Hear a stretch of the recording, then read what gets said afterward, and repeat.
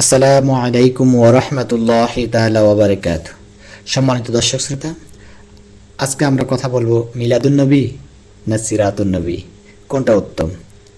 আমরা কথা বলবো নবী মুহাম্মদ রাসূলুল্লাহ সাল্লাল্লাহু আলাইহি সাল্লামের জন্মদিবস নিয়ে আলোচনা করব না রাসূল করিম সাল্লাল্লাহু আলাইহি সাল্লামের টোটাল জীবন নিয়ে আলোচনা করব।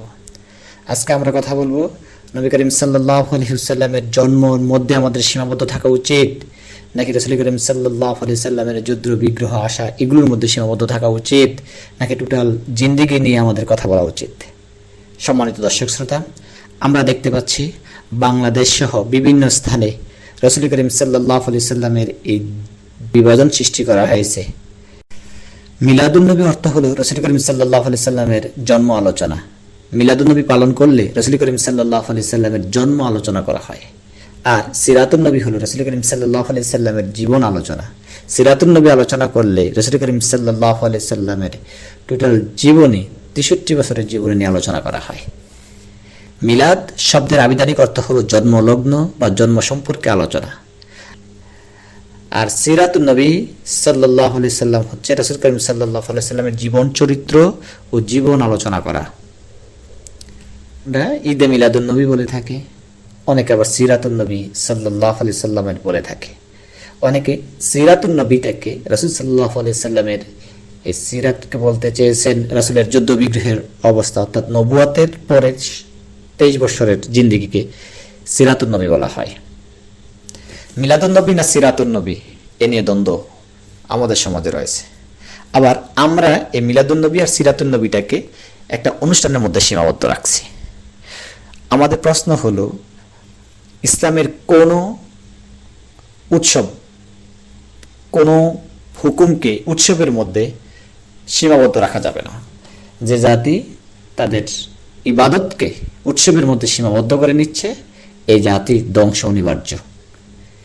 খ্রিস্টানরা আজকে শুধু রবিবার চার্চে যায়, ইচ্ছা করলে চার্চে যায় অথবা চার্চ থেকে ফিরে আসে, কারণ তারা এটাকে সীমাবদ্ধ করে ফেলছে রবিবারের মধ্যে অথবা বড়দিনের মধ্যে। হিন্দুরা দুর্গা পূজার মধ্যে তাদের অনুষ্ঠানগুলোকে সীমাবদ্ধ করে ফেলতেছে। আমরাও যদি আমাদের এই ইবাদতগুলোকে উৎসবের মধ্যে সীমাবদ্ধ করে রাখি, তাহলে ধ্বংস আমাদের জন্য অনিবার্য হয়ে দাঁড়াবে। আমাদের উচিত রাসূল করিম সাল্লাল্লাহু আলাইহি সাল্লামের টোটাল জিন্দেগি অনুসরণ করা। রাসূল সাল্লাল্লাহু আলাইহি সাল্লাম আমাদেরকে যা দিয়েছেন তা মেনে চলা, রাসূল সাল্লাল্লাহু আলাইহি সাল্লামের যা আমাদেরকে নিষেধ করেছেন তা থেকে বিরত থাকা। বরং উৎসব না, আমাদের প্রতিটি কাজ কর্মে, কথাবার্তায়, চলাফেরায়, চলনে বলনে, কাজে কর্মে সব সময় আমরা এই কথাটা বিশ্বাস করব যে আমরা শুধু মুহাম্মদ সাল্লাল্লাহু আলাইহি সাল্লামের উম্মত, এর উপরে আমাদেরকে ঐক্যবদ্ধ বা প্রতিষ্ঠিত থাকতে হবে। এর বাইরে আমরা অন্য কিছু করার চিন্তাও করতে পারি না। কিন্তু অত্যন্ত দুঃখের বিষয়, রবিউল আউয়াল মাস এলে আমরা আনুষ্ঠানিকতার আয়োজন করি, বিভিন্ন অনুষ্ঠানের আয়োজন করি, বাণী আর বিবৃতি প্রচার করি, ফরজ ও ওয়াজিব আদায় করি না, দুর্নীতি ঘুষ ছাড়তে পারি না, মিথ্যা বর্জন করতে পারি না, লোভ লালসা হিংসা মোহে আমরা একত্রিত হয়ে আছি। আমাদের কথাবার্তায় রাসূল করিম সাল্লাল্লাহু আলাইহি সাল্লামের কোনো আদর্শ নেই। কথা বললে আমরা মিথ্যা কথা বলি, লেনদেন করলে আমরা তাতে খায়ানত করি, ওয়াদা করলে তাকে বরখেলাপ করি। রাসূলের সুন্নতগুলো থেকে আমরা অনেক দূরে অবস্থান করেছি। অথচ আমরা এই রবিউল আউয়াল মাস আসলেই শুধু উৎসব কেন্দ্রিক, ওই দিনটাকে সিরাতুন নবী না মিলাদুন নবী এই বিষয় নিয়ে তর্কে জড়িয়ে পড়ি। রাসূল সাল্লাল্লাহু আলাইহি সাল্লাম এই দিনকে প্রচার করতে গিয়ে তাহেবে রক্তাক্ত হলেন। উহুদে রাসূল সাল্লাল্লাহু আলাইহি সাল্লামের সঙ্গী সাথীগণ প্রাণ হারালেন। রাসূল সাল্লাল্লাহু আলাইহি সাল্লাম দান্দান মুবারক শহীদ হলো। রাসূল সাল্লাল্লাহু আলাইহি সাল্লাম বদর, উহুদ, খন্দক, হুনাইন, ইয়াকামের যুদ্ধে অসংখ্য সাহাবী মারা গিয়েছিল।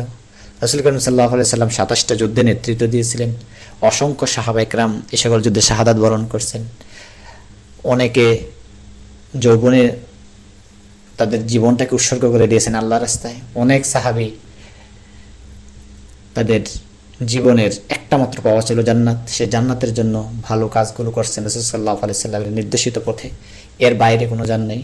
সমগ্র জীবনটা তাদের মধ্যে মানে ইসলামের মধ্যে তাদের সীমাবদ্ধ। কুরআনুল কারীমে বলা হয়েছে, তোমরা যদি আল্লাহকে ভালোবাসো তাহলে রাসূলের অনুসরণ করো, আল্লাহ নবী মুহাম্মদ রাসূলুল্লাহ সাল্লাল্লাহু আলাইহি সাল্লাম বলছেন, তোমরা কেউ ততক্ষণ পর্যন্ত পূর্ণাঙ্গ মুমিন হতে পারবে না যতক্ষণ পর্যন্ত না আমি তার নিকট তার পিতা, পুত্র ও সকল মানুষ থেকে অধিক প্রিয় না হব। এর আলোকে নিশ্চিত করে বলা যায় রাসূল করিম সাল্লাল্লাহু আলাইহি সাল্লামের প্রতি ভালোবাসা ঈমানের পূর্বশর্ত।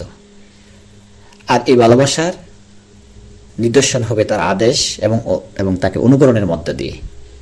শুধু উৎসবের মধ্যে, মিষ্টি খাওয়ার মধ্যে সীমাবদ্ধ থাকা চলবে না।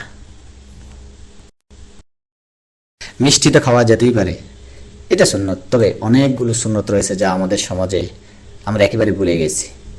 দুস্থ এবং আত্মদের সেবা করা, গরিব দুঃখী দেখাশোনা করা, মানব কল্যাণের জন্য নিঃস্বার্থভাবে কাজ করা, অপরের সাহায্যার্থে এগিয়ে আসা, অপরের দুঃখে সমবেদনা জানানো, যেগুলো রাসূল সাল্লাল্লাহু আলাইহি সাল্লাম করছেন এবং করতে বলেছেন, সেগুলো আমাদের জন্য সুন্নত। সেগুলো আমরা উদাসীনভাবে কেটে দিচ্ছি, অথচ একটা দিনকে কেন্দ্র করে, একটা সময়কে কেন্দ্র করে, একটা ক্ষণকে কেন্দ্র করে আমরা দ্বিধা বিভক্ত হয়ে যাচ্ছি। আমরা মুসলমান জাতি, আমাদের উদ্দেশ্য একটাই, লা ইলাহা ইল্লাল্লাহ মুহাম্মাদুর রাসূলুল্লাহ। এই কলিমার আলোকে আমাদের জীবনকে করা, ব্যক্তি জীবনকে করা, সমাজ জীবনকে করা, রাষ্ট্রীয় জীবনকে এর আলোকে গড়ে তোলা। এর মধ্যে দিয়ে আমরা মিলাদুন নবী এবং সিরাতুন নবীর আলোচনা উন্মেষ করব, আমাদের বুকে ধারণ করব রাসূল সাল্লাল্লাহু আলাইহি সাল্লাম টোটাল জীবনটাকে, জন্ম থেকে মৃত্যু পর্যন্ত টোটাল জীবনে। নবুয়তের আগেও তিনি অনেক ভালো কাজ করেছেন, নবুয়তের পরেও তিনি আমাদের জন্য আদর্শ রয়েছেন, যেগুলো আমাদের জন্য আবশ্যক করতেই হবে।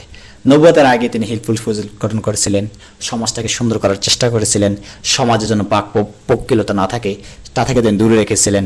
অসংখ্য পাপাচার যেখানে নিমজ্জিত ছিল, সেই সমাজে তিনি ছিলেন সম্পূর্ণ পাপমুক্ত। আবার তিনি আল্লাহ রাব্বুল আলামিনের ঐশীগন্ত পাওয়ার পরে একটা অন্ধকারচ্ছন্ন সমাজ তাকে সোনালী সমাজে পরিণত করছেন। আমরা সে আলোকে আমাদের নিজেদের জীবনকে করতে হবে। মিলাদুন নবী এবং সিরাতুন নবীর উদ্দেশ্য হবে শুধু কালেমায়ে তৈয়বার একাংশে যেমন বলা হয়েছে, তাওহীদের ঘোষণা দেওয়া হয়েছে, লা ইলাহা ইল্লাল্লাহ, আর মুহাম্মাদুর রাসূলুল্লাহ দ্বারা সিরাতের ঘোষণা দেওয়া হয়েছে, দুটার আলোকেই আমরা আমাদের ব্যক্তি জীবন, সমাজ, পারিবারিক জীবন গড়ে আমরা আল্লাহর সান্নিধ্য অর্জন করার চেষ্টা করব। আমরা রাসূল করিম সাল্লাল্লাহু আলাইহি সাল্লাম যেন মহামানব ছিলেন, আমাদের সুপ্রিম লিডার ছিলেন, আমরা যেন এর আলোকে আমাদের জীবনকে করতে পারি। তিনি আমাদের ব্যক্তি জীবন, সমাজ জীবন, রাষ্ট্রীয় জীবন সকলের জন্য আদর্শ হয়ে রয়েছেন। সর্বক্ষেত্রে যেন আমরা একমাত্র মুহাম্মদ সাল্লাল্লাহু আলাইহি সাল্লামকে মানি, এটা আমাদের প্রতিনিয়ত প্রত্যাহিত। দিনের সকালের সূর্যটা ওটার সাথে রাসূল সাল্লাল্লাহু আলাইহি সাল্লাম যে কাজগুলো সকালবেলা করছেন বা করতে বলেছেন, এগুলো যেন আমরা করি। সারাদিন শেষে যখন রাত্র আসে, রাসূল সাল্লাল্লাহু আলাইহি সাল্লাম রাতের জন্য আমাদের কিছু কাজ দিয়েছেন, সেই কাজগুলো যেন আমরা করতে পারি। এভাবে যেন আমাদের রাত দিন অতিবাহিত হয়, আমাদের প্রতিটা ক্ষণ অতিবাহিত হয়, আমরা যেন একজন ভালো এবং আদর্শ মানুষ হতে পারি, সেই প্রত্যাশা রেখে সবার সুস্বাস্থ্য এবং দীর্ঘ কামনা করছি। সাথে সাথে মিলাদুন নবী এবং সিরাতুন নবীর দ্বন্দ্বের মীমাংসা আমরা চাই। যারা মিলাদুন নবী পালন করেন তারা রাসূল করিম সাল্লাল্লাহু আলাইহি সাল্লামকেই ভালোবাসেন, যারা সিরাতুন নবী পালন করেন তারাও রাসূল করিম সাল্লাল্লাহু আলাইহি সাল্লামকে ভালোবাসেন। সুতরাং এ নিয়ে দ্বন্দ্ব কেন? আমরা কেন তাফসিরুল কোরআন মাহফিল আর ইসালে সাহাবের মাহফিল নিয়ে কথা বলবো? আমরা কেন তাফসিরুল কোরআন মাহফিল আর মিলাদ মাহফিল নিয়ে কথা বলবো? সব আমরা একত্রিত হয়ে থাকবো। আমরা মুসলিম জাতি, আমরা শ্রেষ্ঠ জাতি। এখানে বলা হয় নাই যারা মিলাদুন নবী পালন করবে তারাই শ্রেষ্ঠ জাতি, বলা হয়েছে মুসলমানরাই শ্রেষ্ঠ জাতি, বলা হয়েছে মুসলমানরাই শ্রেষ্ঠ জাতি। সুতরাং মিলাদুন নবী বা সিরাতুন নবী নয়, তাফসিরুল কোরআন নয়, ইসালে সাওয়াব নয়, এরকম ভাবে আমরা খণ্ড করব না। আমাদেরকে খণ্ড করলে আমাদের শক্তি কমে যায়, মনোবল হারিয়ে যায়। বরং আমরা একত্রিত থাকব, ঐক্যবদ্ধ থাকব এবং লা ইলাহা ইল্লাল্লাহ মুহাম্মাদুর রাসূলুল্লাহর আলোকে আমরা আমাদের সমাজকে গড়ে তুলব। আল্লাহ রাব্বুল আলামিন আমাদের সবাইকে বোঝার তৌফিক দান করুক। সবার সুস্বাস্থ্য এবং দীর্ঘ কামনা করে আমাদের আজকের কথা এখানে শেষ করলাম। যাবার আগে আবারও বলি, মিলাদুন নবী নয়, সিরাতুন নবী নয়, আমরা শুধু রাসূল করিম সাল্লাল্লাহু আলাইহি সাল্লাম টোটাল জীবন নিয়ে আলোচনা করব। তার জীবন থেকে মৃত্যু পর্যন্ত, শুধু আলোচনা নয়, একদিন নয়, আমাদের প্রত্যাহিত জীবনে, আমাদের সারাক্ষণে এটা আমলে পরিণত করব, নিজেরা করব, সমাজে এই আলোকে করতে একটা কল্যাণকর সমাজ, একটা কল্যাণকর রাষ্ট্র গঠন করতে আমরা চেষ্টা করব। আসসালামু আলাইকুম ওয়া রাহমাতুল্লাহি তাআলা ওয়া বারাকাতুহু।